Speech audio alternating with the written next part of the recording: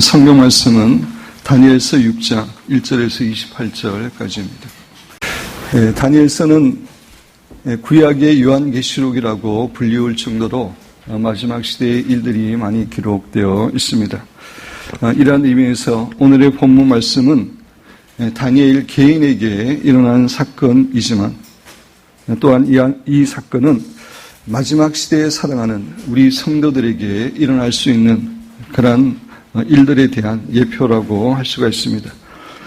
그래서 오늘은 본문 말씀을 통해서 마지막 시대가 어떠한 시대인지를 살펴보고 또 다니엘의 모습을 통해서 마지막 시대를 살아가는 우리들이 어떠한 삶을 살아야지 영적으로 승리하고 선한 영향을 끼치는 그런 삶을 살아갈 수 있는지에 대해서 하나님께서 우리 각자에게 주시는 은혜와 교훈을 받기를 원합니다. 여러분 교재 보시고 마지막 시대의 특징, 첫 번째, 마지막 시대는 국가나 지자체가 반기독교적인 법을 만들어 신자들의 정체성과 믿음을 파괴하려고 하는 시대임을 교훈해 줍니다. 제가 다시 한번 읽겠습니다. 마지막 시대는 국가나 지자체가 반기독교적인 법을 만들어 신자들의 정체성과 믿음을 파괴하려고 하는 시대임을 교훈해 줍니다. 우리가 잘 알고 있는 것처럼 다니엘은 철저하게 하나님을 대항하고 인본주의에 근거한 바벨론 나라에서도 유대인으로서의 자기의 정체성과 신앙과 가치관을 지키고 하나님의 자녀로 살기 위해서 애쓰고 노력하고 있었습니다. 그런 그에게 하나님께서 특별한 지혜와 또 학문을 잘할 수 있는 그런 능력과 특별히 꿈을 해석할 수 있는 은사를 주셔서 그는 바벨론 제국뿐만 아니라 바사 제국에서도 가장 높은 위치에서 일하게 되었습니다. 그런데 다니엘의 주위의 사람들은 여러 가지 면에서 다니엘을 싫어했습니다. 무엇보다 다니엘은 자신들과 전혀 다른 종교와 신을 믿고 있었기 때문에 싫어했습니다. 자신들은 여러 이방 종교들과 또 다양한 신들을 믿고 있었는데 반면에 다니엘은 오직 여호와 한 분만을 믿었습니다. 그리고 다니엘 주위의 사람들은 철저하게 세상적인 가치관을 갖고 있었기 때문에 그들은 자신들의 높은 지위를 이용해서 대충 부정부패하면서 부를 축적하기를 원했을 것입니다. 그러나 그들의 상사인 다니엘은 조금도 뇌물을 받지 않았고 너무나 깨끗하고 정직한 삶을 살았기 때문에 그들이 마음대로 부정부패를 할 수 없었기 때문에 다니엘이 참으로 미웠을 것입니다. 그리고 다니엘은 식민지 유다 나라의 출신이었기 때문에 노예 출신인 포로 출신인 다니엘이 자신들의 상관으로 일하는 것도 너무나 싫었을 것입니다. 그래서 그들은 눈에 가시 같았던 다니엘을 제거할 공모를 꾸몄습니다. 너무나 정직하고 신실했던 다니엘을 제거하기 위해서는 다니엘이 믿고 있는 종교를 통해 올무로 놓을 수밖에 없다고 생각한 그들은 30일 동안 바벨론 왕 위에의 어떤 신인에게라도 기도하게 되면은 사자굴에 던져서 죽임을 당하게 되는 그러한 칙령을 왕으로 내리도록 설정했습니다. 그래서 이제 누구든지 바벨론 왕 외에 다른 누구에게 기도하면은 사자굴에 던져지는 그런 칙령이 반포되었습니다. 이렇게 다니엘의 주변의 관리들이 법의 제정을 통해서 다니엘의 정체성과 신앙과 가치관을 파괴하려고 했던 것처럼 마지막 시대도 하나님을 대적하고 기독교를 싫어하는 사람들이 법을 제정하여 우리 신자들의 정체성과 믿음을 파괴하려고 합니다. 동성애 결혼을 합법화시켜서 동성애가 죄라고 말하면 감옥에 가두거나 그에게 벌금을 내게 하여 기독교인의 입을 막으려고 하고 있습니다. 차별금지법을 만들어서 예수님을 통해서만 구원함을 받는다고 전도하거나 이단을 이단이라고 말하면 그것을 차별로 규정하여 그렇게 전도하거나 말하는 사람들을 감옥에 가둘 것입니다. 이미 영국과 미국에서는 이러한 일들이 많이 일어나고 있습니다. 영국의 한 공원에서 예수님을 통해서만 구원함을 받을 수 있다고 전하는 목사님이 차별금지법이 적용이 되어서 감옥에 갇혔던 그런 일이 있었고, 미국에서는 동성애자의 결혼에 축하 케이크를 만들어준 것을 거부함으로 엄청난 금액의 벌금을 받은 일도 있었습니다. 그리고 낙태 합법화 법을 통과시켜서 교회가 낙태는 산인과 같은 그런 죄라고 말하는 것을 막으려고 할 것입니다. 이 외에도 기독교의 진리와 반대되는 법을 만들어 기독교인의 정체성과 신앙과 가치관을 파괴하려고 할 것입니다. 특별히 적그리스도가 다스리는 시대가 되면은 적그리스도의 우상을 신으로 섬기지 않는 모든 자는 죽임을 당한다고 하는 그런 법을 제정해서 핍박을 할 것입니다.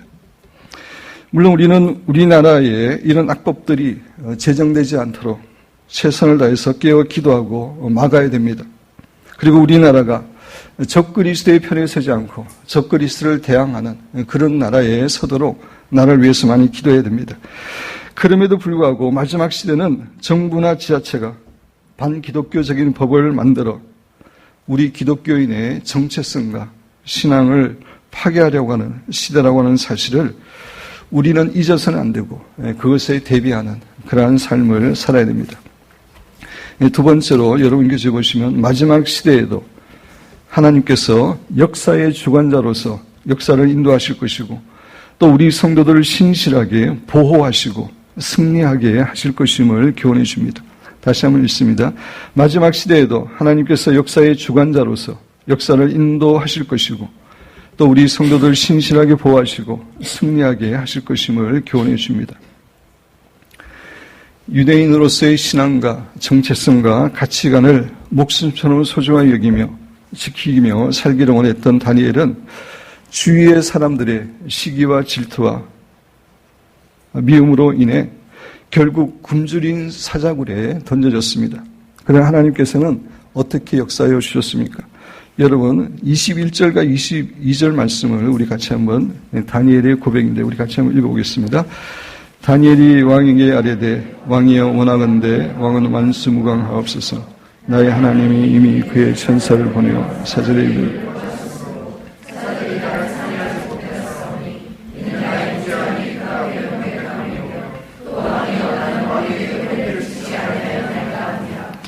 네, 그렇습니다. 하나님께서는 사자굴에 던져진 다니엘을 위해서 천사를 보내셔서 눈동자같이 지켜주셨습니다. 그 대신에 다니엘을 죽이려고 했던 모든 악인들은 사자굴에 던져서 사자의 밥이 되게 하셨습니다. 이 이야기는 마지막 시대에 악한 자들에 의해 핍박당하는 우리 성도들을 하나님께서 너무나 신실하게 지켜주시고 보호하여 주실 것에 대한 예표입니다. 다니엘이 사자굴에 던져졌고 다니엘의 세 친구가 풀무불 가운데 던져졌던 것처럼 하나님께서는 마지막 시대에 사는 우리들에게서 핍박과 환난 자체를 제거하시지는 않을 것입니다. 우리는 핍박과 환난을 당할 것입니다. 그러나 하나님께서는 그런 핍박과 환난 가운데서도 우리와 함께 하셔서 우리를 신실하게 보호하시고 우리에게 승리하게 하실 것을 우리는 확신하고 살아야 됩니다. 물론 마지막 시대에 적그리스도에 의해서 많은 신자들이 순교를 당하게 될 것입니다. 그런데 우리가 기억해야 될 중요한 사실은 신자의 순교는 결코 패배도 실패도 아니고 승리라고 하는 점입니다. 예수님은 십자가에 달려 죽으심으로 실패하는 것 같았지만 도리어 그 십자가를 통해서 우리 인간을 위한 영원한 속죄를 이루셨습니다. 이런 의미에서 십자가는 진정한 승리의 사건입니다.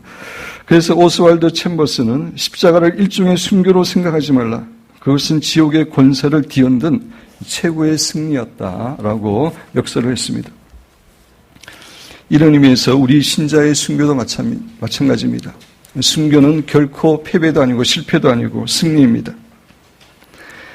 믿음을 버리고 배도하는 것은 영원한 지옥에 떨어지는 것이기 때문에 그것이 실패이지 믿음을 끝까지 지킨 성도들은 순교하더라도 영원한 천국에 가기 때문에 그것은 승리라고 하는 사실을 우리가 잊어서는 안 됩니다. 사랑하는 성도 여러분, 지금부터 주님이 오시는 그날까지 세상이 우리 그리스도인들을 점점 더 힘들게 핍박하는 상황으로 나아가게 될 것입니다. 그럼에도 불구하고 우리는 마지막 시대에도 이 세상의 통치자는 하나님이시고 그 하나님께서 어떠한 상황 가운데서도 우리를 지켜주시고 보호하시고 승리케 하시는 분이라는 사실을 기억하시고 끝까지 믿음을 잘 지키고 승리하시는 사랑하는 여러분과 제가 되기를 주님의 이름으로 축원드립니다. 큰 두 번째로 마지막 시대를 살아가는 우리 성도의 자세. 오늘 본문 말씀에 나타난 다니엘의 모습은 마지막 시대에 우리 성도들이 어떠한 삶의 자세를 가지고 살아야 되는지 우리에게 교훈해 줍니다. 남은 시간은 우리가 마지막 시대에 하나님의 자녀로서 어떻게 살아야 다니엘처럼 승리하고 빛과 소금의 역할을 감당하는 삶을 살아갈 수 있는지에 대해서 살펴보기를 원합니다.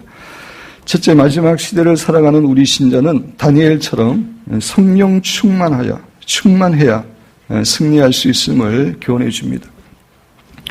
3절에 보면 다니엘은 마음이 민첩하다라고 이야기하고 있습니다. 그 의미를 알기 위해서 일어 성경과 영어 성경을 인용했습니다. 일어 성경 첫째 줄 뒷부분에 보면 가레노 우찌니 스구레타 레이가 야도떼 있다 까라데아루. 우리 교회 일본어 잘하시는 분이 많지만 또 못하시는 분이 있는데 그 말의 의미는 그의 아내 다니엘의 아내는 탁월한 영이 거하고 있었다라고 하는 그런 의미입니다. 영어 성경에도 because an excellent spirit was in him. 탁월한 영이 그 안에 있었기 때문이다라고 이야기하고 있습니다.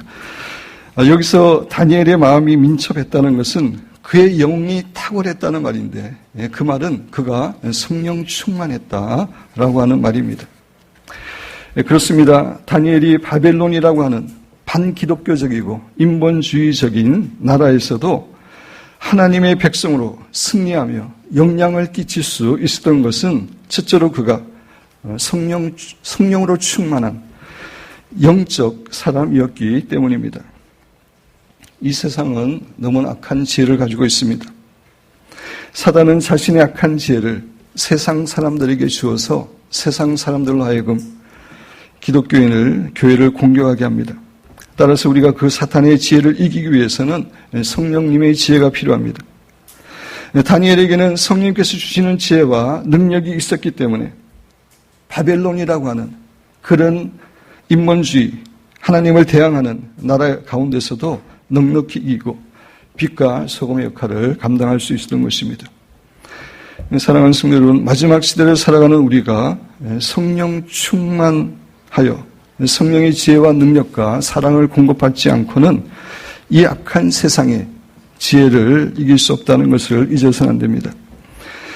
그래서 저의 매일매일의 가장 간절한 기도의 소원은 성령으로 충만하고 성령으로 사로잡히는 것입니다.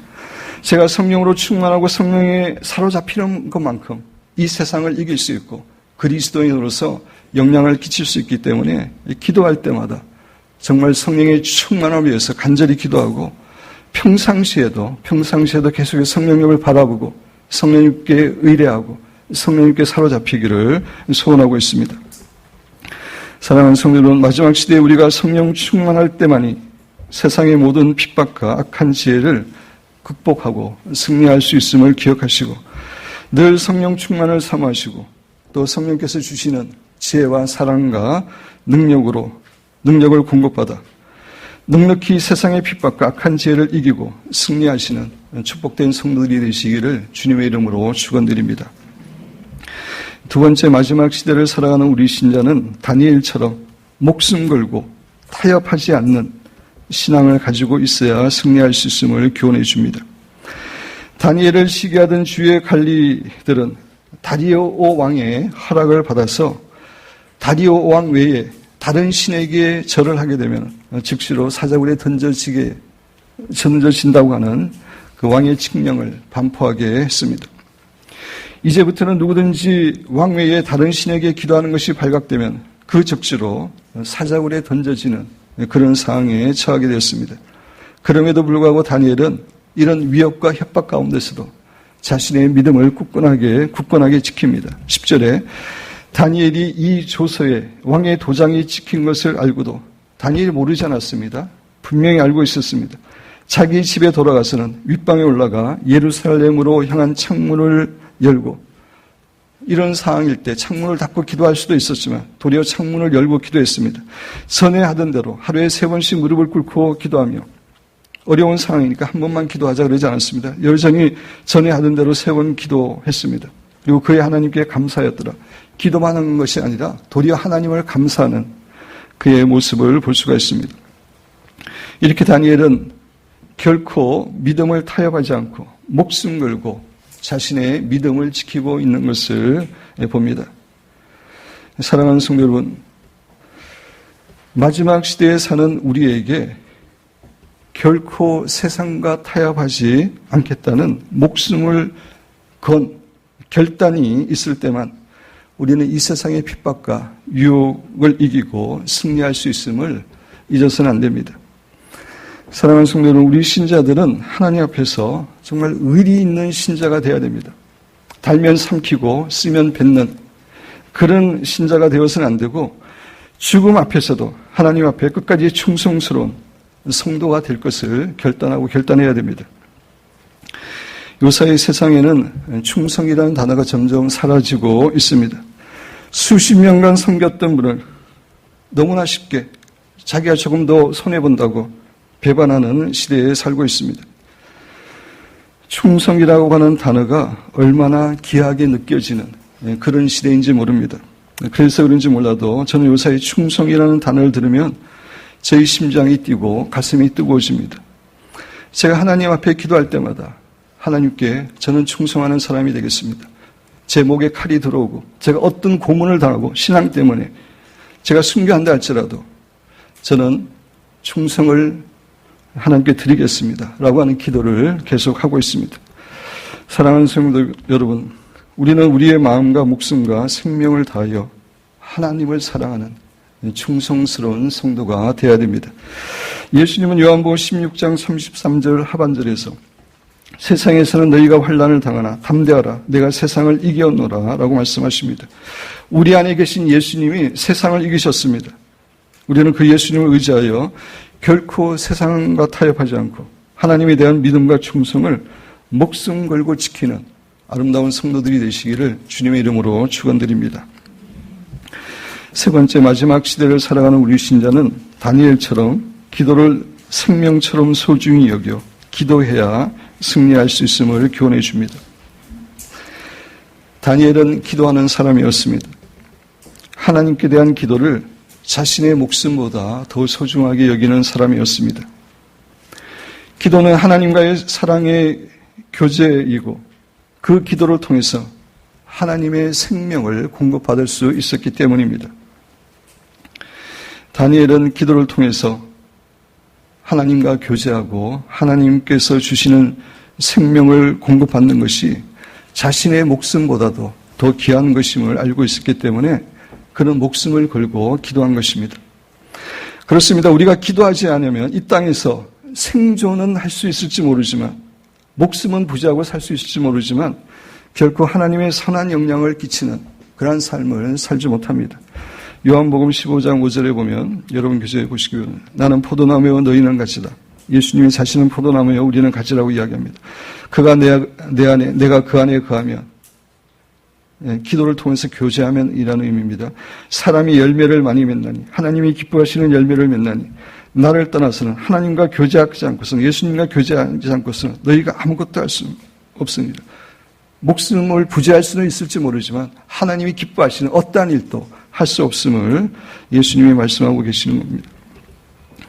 다니엘은 세상에서 영향을 끼치는 삶을 살지 못할 바에야 죽는 것이 도리어 낫다고 생각해서 목숨 걸고 기도한 것입니다. 사랑하는 성도 여러분, 마지막 시대의 제약의 물결은 너무나 강합니다. 우리가 기도하지 않고 이 제약의 물결을 이길 수가 없습니다. 제가 미국에 유학 가기 전인 약 25년 전에는 새벽 기도하는 사람은 꽤 신앙이 좋은 사람이었습니다. 그러나 오늘날은 그렇지 않습니다. 세상이 너무나 악하고 타락하고 정말 죄악의 물결이 강하기 때문에 새벽 기도하면은 겨우 자신의 신앙을 겨우 똔똔 정도로 지킬 수 있습니다.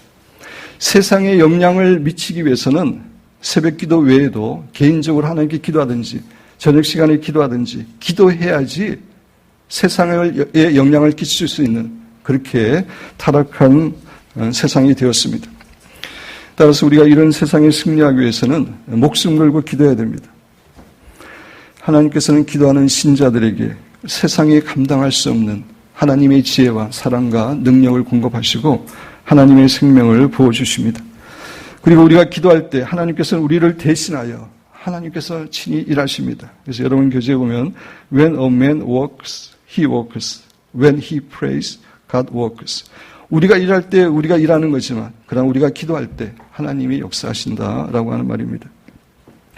우리 기쁨교회 성도들은 기도에 목숨을 걸고 살아감으로 하나님께서 주시는 하나님의 생명과 지혜와 능력을 공급받아 이 세상의 죄악의 물결을 이기고 하나님의 뜻을 이 땅에 이루어 드리는 하나님의 사랑으로 살아가시기를 주님의 이름으로 축원드립니다.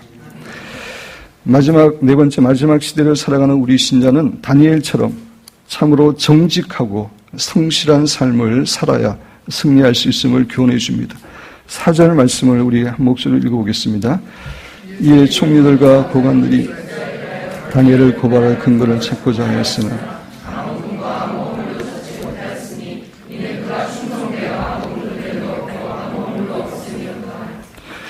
털어서 먼지가 나지 않는 사람 없다라고 하는 말이 있습니다. 아무리 훌륭한 사람이라도 털고 털면은 먼지가 나오게 되어 있습니다. 그러나 다니엘은 아무리 털고 털어도 아무런 허물과 틈이 없었다고 이야기합니다. 아무 근거, 아무 허물, 아무라는 글자가 4번이나 반복해서 나와 있습니다. 그만큼 다니엘은 자신의 일에 정직하고 성실하게 최선을 다했던 사람임을 알 수가 있습니다. 사랑하는 성도 여러분, 우리의 신앙은 반드시 정직하고 성실한 삶으로 나타나야 됩니다. 여러분 한번 따라 하시기 바랍니다. 우리의 신앙은 반드시 정직하고 성실한 삶으로 나타나야 한다. 우리의 신앙이 삶으로 행동으로 나타나지 않는다면 그 신앙은 잘못된 것입니다. 교회에서의 신앙은 좋은 것 같은데 가정과 직장과 학교와 삶의 현장에서 정직하고 성실하게 행하지 않는다면 그것은 잘못된 신앙입니다. 위선자 가운데 위선자입니다. 진정한 신앙인은 사람들에게 보이려고 하는 것이 아니라 하나님 앞에서 하나님을 경외하기 때문에 정직하고 성실하게 자기의 일을 최선을 다해 살아가게 됩니다. 요셉이 그런 사람이었습니다. 요셉은 애굽의 시위대장 보디발의 집에 노예로 팔려갔을 때에도 그리고 보디발의 아내의 모함으로 감옥에 들어갔을 때에도 하나님 앞에서 자신의 최선을 다했습니다. 진정한 신앙인은 하나님 앞에서 정직하고 성실하게 살아가는 사람입니다. 때로 성도들 가운데 직업에 대해서 오해를 하는 경우가 있습니다. 성도들 가운데는 성스러운 직업과 세속적인 직업을 구분하는 경향이 있습니다. 예를 들어서 목회자, 선교사 등은 성스러운 직업이지만 일반 세상에서 일하는 것들은 세속적인 직업이라고 생각하는 경향이 있습니다.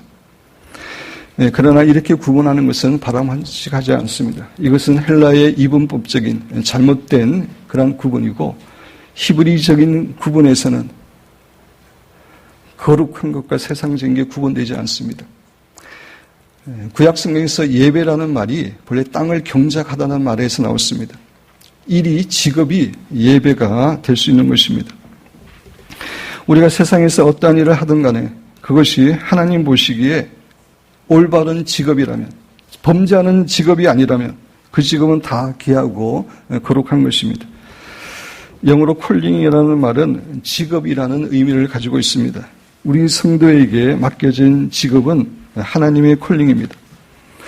그렇습니다. 지금은 생존을 위해서 돈을 버는 수단이 아니라 하나님께서 주신 사명을 감당하고 하나님께 영광 돌리기 위한 수단입니다. 따라서 우리는 직업에도 최선을 다하는 자세가 필요합니다. 작년에 제가 개인적으로 하나님께 기도하는데 하나님께서 저의 사역에 대해서 교회에서 일하는 것들에 대해서 여러 가지를 이렇게 말씀해 주셨습니다. 제가 있습니다. 사역은 일이 아니다. 사역은 고역이 아니다. 사역은 너를 고생시키기 위함이 아니다. 사역은 너 혼자 하는 것이 아니라 나와 동행하는 것을 배우는 기회이다. 사역은 나를 전심으로 의뢰함으로 나의 역사와 기적을 경험하는 기회이다. 사역은 나의 생명이 흘러가게 하는 기회이고 나의 살아있음을 증거하는 기회이고 또 나의 나라를 확장시키는 기회이다. 그리고 사역은 하늘나라에 너의 상급을 쌓는 기회이다 라고 하는 그런 마음을 주셔서 제가 사역에 대해서 새로운 관점에서 일을 하고 있습니다. 근데 우리 신자에게는 사역뿐만 아니라 직업도 같은 의미로 우리가 생각해야 됩니다. 그래서 사역에 대해서 저에게 주신 말씀을 우리의 직업에 그대로 적용할 수 있습니다. 그래서 여러분 교재에 제가 실었는데 우리 같이 한번 읽어보겠습니다. 직업은 일이 아니다. 직업은 고역이 아니다. 지금 우리를 고생시키기 위함이 아니다. 지금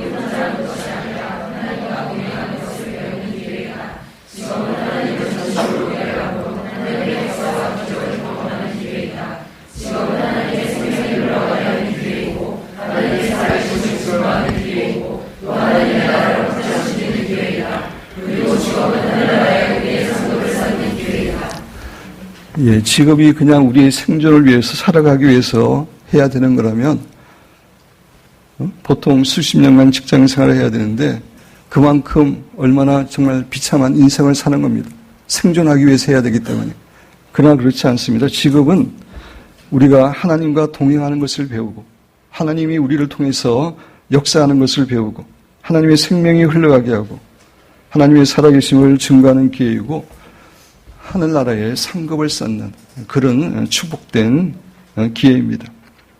사랑하는 성도 여러분, 여러분과 저는 어떤 직업을 갖고 있든지 다니엘처럼 맡겨진 일에 정직하고 성실하게 최선을 다함으로 그 일을 통해서 하나님께 영광을 돌리고 또 사람들에게 선한 영향력을 끼치는 아름다운 성도들이 되시기를 주님의 이름으로 축원드립니다.